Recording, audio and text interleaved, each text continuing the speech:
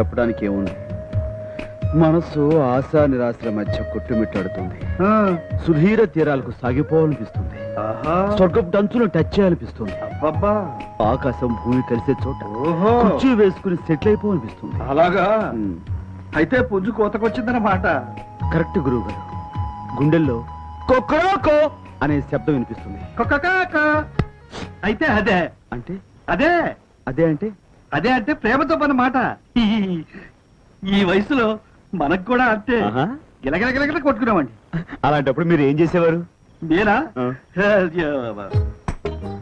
విరహం తట్టుకోలేక బాగా మందు బిగించామని. అంటే ఇప్పుడు నేను కూడా బిగించాలి. అయ్య బాబాయ్, ఈ ప్రేమ జబ్బుకు మందు అదేనయ్యా. అప్పరావు అయ్యా ఏర్పాటు చేయి.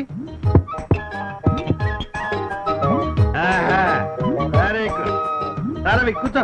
అబ్బాయి పెద్ద కూర్చోనండి. నువ్వు ఇప్పుడు ఇట్టగా అంటావు. 2 పెగ్గులు కొడితే